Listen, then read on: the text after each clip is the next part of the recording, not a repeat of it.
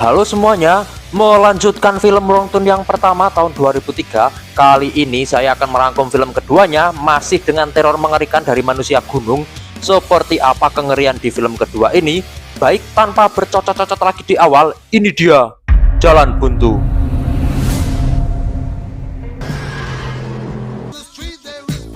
Masih berlatar di pedalaman hutan Virginia Barat, cerita diawali dengan seorang artis cantik bernama Kimberly. Ia sedang mengendarai mobilnya menuju lokasi syuting melewati hutan. Namun saat Kimberly melihat handphonenya, tiba-tiba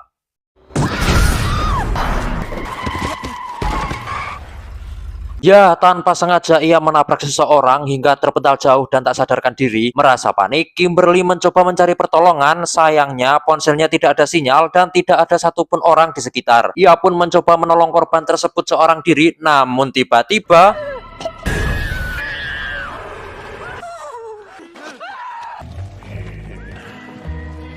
selanjutnya, kita diperkenalkan dengan sebuah reality show bernama The Apocalypse. Acara ini melibatkan 6 orang peserta yang harus bertahan hidup di hutan selama 5 hari untuk merebutkan hadiah uang tunai sebesar $100.000 bagi satu orang terakhir yang bisa bertahan.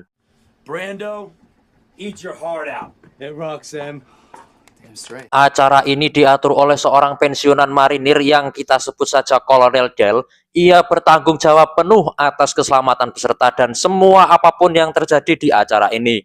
Para peserta tersebut antara lain Kimberly yang sebenarnya sudah tewas di adegan awal, Jonesy, pria ceria namun sedikit mesum, Elena, selebritas cantik dan terkenal, Nina, seorang pelukis berbakat, dan Jack, atlet football, dan yang terakhir Amber, mantan tentara yang ingin mengubah hidupnya dengan memenangkan acara ini.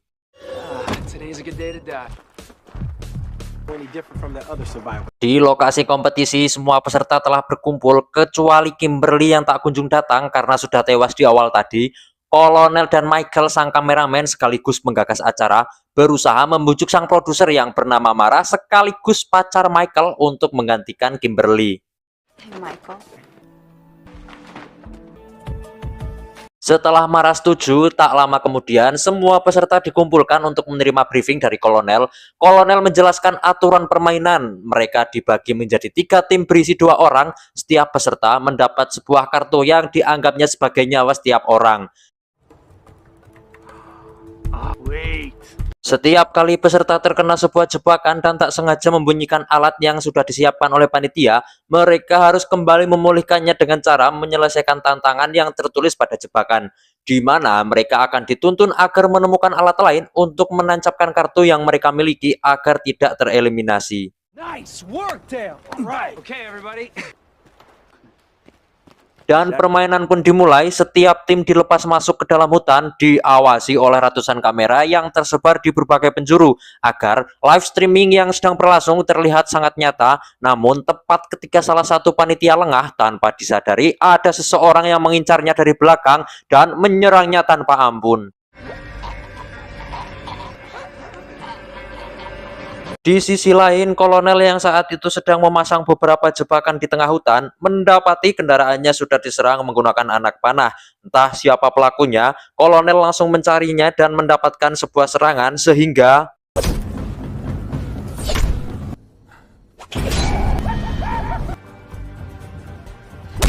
adegan beralih. Amber yang merupakan mantan tentara terlatih di alam terbuka menemukan sebuah anak panah yang tergeletak di tengah hutan. Awalnya Amber mengira jika anak panah tersebut milik pemburu yang meleset, namun setelah berjalan beberapa jam di tengah hutan, ia tak menemukan bahkan mendengar suara hewan sedikit pun, yang hal itu membuatnya sangat aneh dengan keadaan hutan ini. You just don't get it, do you? How hot is that? Sementara itu, Mara bersama Nina tak sengaja mengenai jebakan dan mendapat tantangan untuk menemukan alat atau obatnya di sebuah sungai, sehingga dengan cepat Mara dan Nina mencari sungai terdekat karena waktu mereka hanya 2 menit saja. Setibanya mereka di sebuah sungai, Mara melihat sebuah alat yang ia perlukan agar tidak terdiskualifikasi dari permainan. Namun untuk mengambil alat tersebut ternyata tak mudah karena tergantung di ujung kayu, sehingga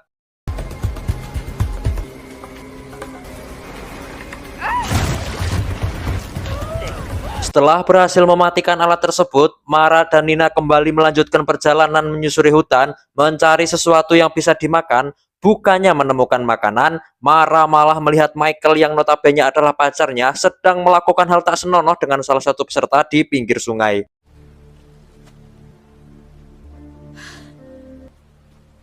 Merasa kecewa telah dikhianati, Mara hanya bisa menangis karena tak menyangka si pacar melakukan hal seperti itu di belakangnya. Ia pun memutuskan untuk mencari telepon untuk meminta staf menjemputnya dan langsung membawanya pulang. Headed the wrong way. I'm gonna call him from there. Karena erosinya sudah menggebu-gebu, Mara memberanikan diri masuk ke rumah yang ditemukannya di tengah hutan. Ia bersama Nina menyusuri seluruh ruangan berusaha mencari sebuah telepon yang masih bisa digunakan. Namun, betapa terkejutnya mereka setelah melihat beberapa foto keluarga yang sangat aneh.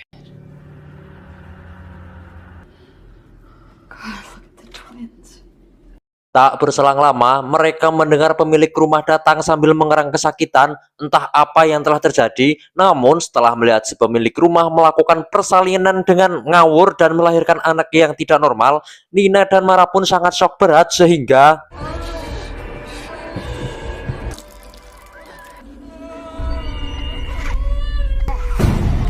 untuk lolos dari amukan pemilik rumah, Nina dan Mara menerobos melewati belakang rumah. Namun si pemilik tak membiarkan mereka begitu saja dan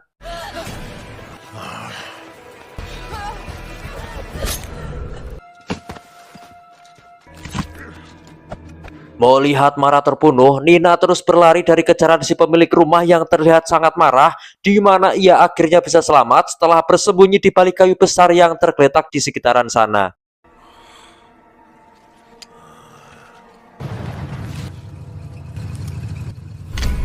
Setelah berpisah dengan Michael, Elena memutuskan untuk rebahan terlebih dahulu. Ia yang tanpa sadar membuat pasangan orang gunung berantem pun sangat terkejut tatkala tiba-tiba salah satu dari mereka menyerang dan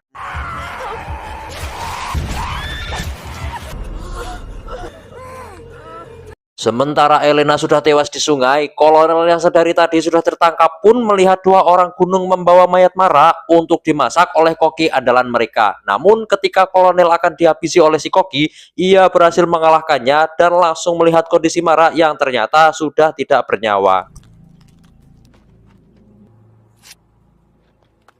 Tak jauh dari sana, kolonel menemukan sebuah rumah yang lokasinya berada di tengah hutan. Ia melihat pemilik rumah baru saja masuk, sehingga kolonel langsung menyelinap dan menodongkan senjatanya tepat di kepala, tetapi Kill me, brother. I'm a good Christian man.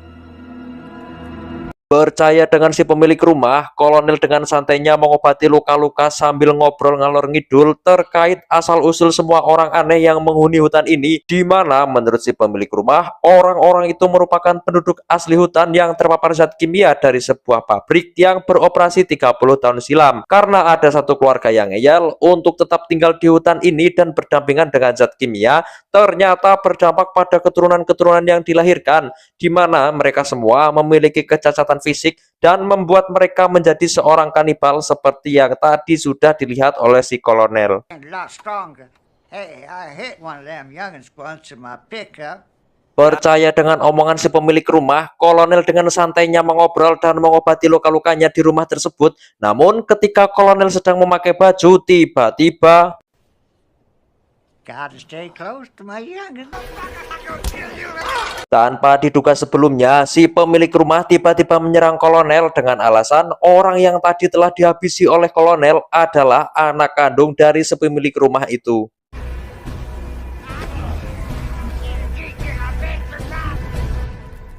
Singkatnya, dengan menggunakan sebuah bom yang dipasang di baju si pemilik rumah, kolonel bisa mengalahkannya dengan mudah. Ia yang saat itu mengambil semua bom dan beberapa anak panah pun menggunakannya untuk perbekalan senjata yang akan digunakan untuk menghadapi semua orang gunung yang mengancam nyawa dirinya dan semua peserta.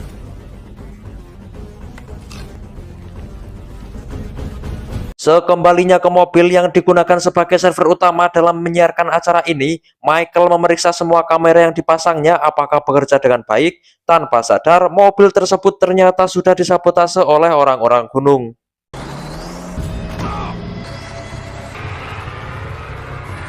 Mengetahui jika orang gunung sudah mengambil alih mobil tersebut, Michael hanya bisa pasrah karena tak bisa melawan. Selain ia hanya sendiri dan tak memiliki senjata, orang-orang gunung tersebut sangatlah kuat dan tanpa ampun menyiksa Michael dengan sangat membrutal.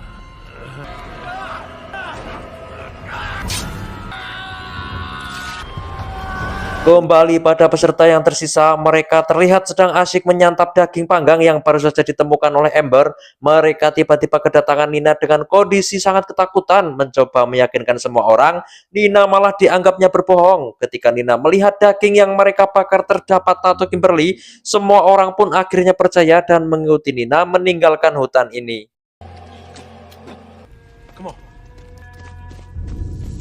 Mengetahui jika mobil yang dipakai panitia sudah tidak ada di tempat semula, Nina dan kawan-kawan memutuskan untuk mencari sebuah telepon ke sebuah pabrik tua yang berada di luar jalan utama tak jauh dari sana.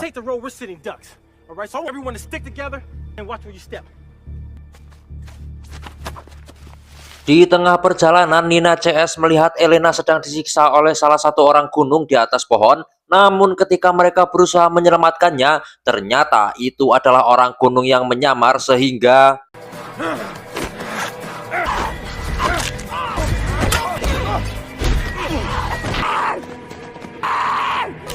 dalam kejaran orang gunung itu, Nina CS memutuskan untuk berpencar agar bisa mengelabuinya dan berencana untuk bertemu kembali di pabrik tua. Orang gunung yang sudah mengetahuinya pun masih bisa menemukan mereka semua hingga bisa menangkap Jonesy dan Amber saat itu.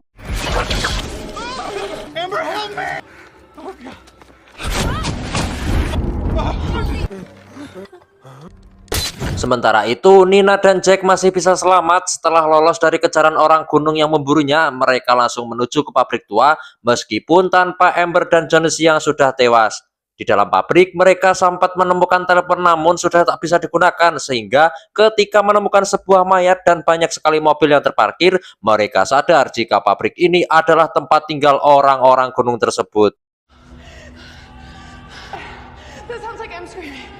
Tak lama kemudian, Nina dan Jack mendengar teriakan Michael yang meminta pertolongan di dalam mobil yang sebelumnya menjadi pusat server, sehingga tanpa membuang waktu lagi, mereka langsung masuk ke dalam mobil tersebut. Tetapi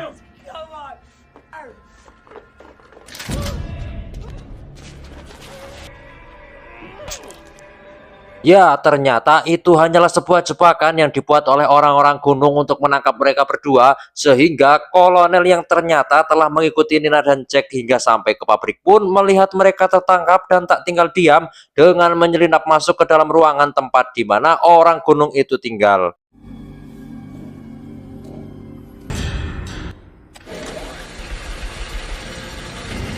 Karena kolonel tak sengaja membunyikan sebuah alat komunikasi, orang-orang gunung itu langsung menuju arah suara tersebut dan berpencar mencari penyusup. Karena kolonel tahu jika semua orang gunung cukup peka terhadap bau darah, kolonel mencoba memancingnya dan menghabisi mereka dengan cara seperti ini.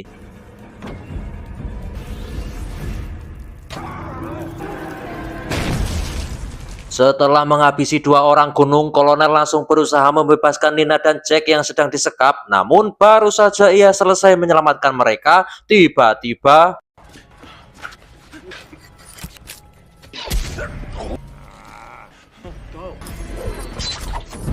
berhasil menghabisi kolonel. Pasangan orang gunung itu langsung mengejar Jack yang belum sempat melarikan diri cukup jauh, sehingga ketika mereka berhasil menangkap Jack di dekat tempat penggilingan, mereka berusaha memasukkan Jack ke mesin tersebut, tetapi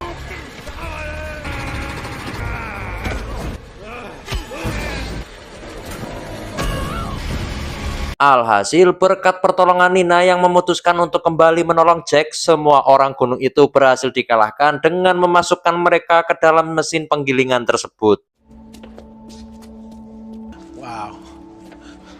Setelah semuanya benar-benar selesai, Nina bersama Jack yang mengalami luka cukup parah langsung pulang ke kota asal mereka tanpa sadar jika racun atau zat kimia berbahaya yang dikeluarkan dari pabrik tua tersebut masih mengalir ke sungai dan dikonsumsi penghuni hutan, termasuk bayi salah satu orang gunung yang akan tumbuh menjadi psikopat yang lebih kejam dan kuat dan akan tinggal sebagai penghuni hutan pedalaman Virginia Barat. Dan film kedua pun selesai dan akan berlanjut lagi di sequel ketiga dari Wrong Turn. Pesan dari film ini adalah jangan pernah ikut reality show yang diselenggarakan di hutan. Sekian dari saya, sampai jumpa di video selanjutnya.